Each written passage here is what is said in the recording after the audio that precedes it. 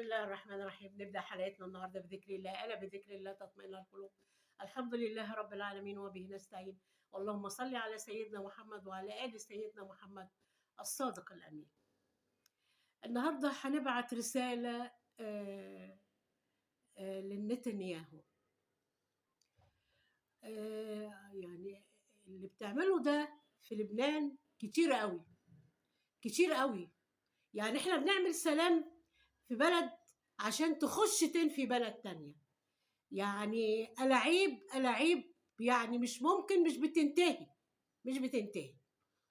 وبعدين اللجان بتاعتك عمالة تعمل فتنة بين الدول العربية وبعضها، مش هتقدر تعمل حاجة، مش هتقدر.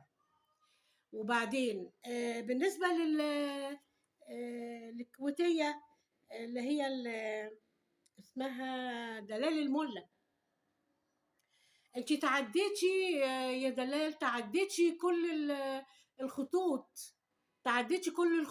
تعديتي الملك بتاعك، تعديتي وزير الداخلية، تعديتي وزير الداخلية، وزير الخارجية، والوزراء والمعنيين كلهم بالسياسة كلهم. وبعدين طالعة تقولي الفلوس ومش الفلوس المليارات والمليارات بتاعتك دي. المليارات بتاعتك دي يا حبيبتي دي بين بلدين. ايش دخلك انت المفروض تتحكمي؟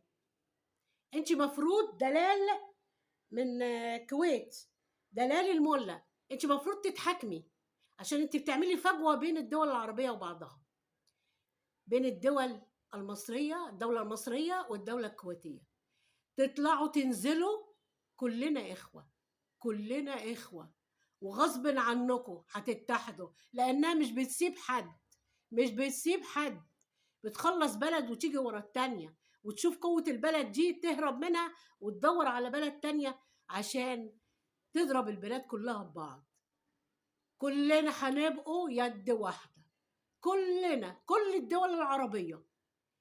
انت يا نتنياهو بتحاول باللجان بتاعتك وبتحاول بالفلوس بتاعتك وبتحاول تعمل فجوة بين الدول العربية والدول الإسلامية والدول الإفريقية عشان توقع شعوبها واحدة ورا التانية.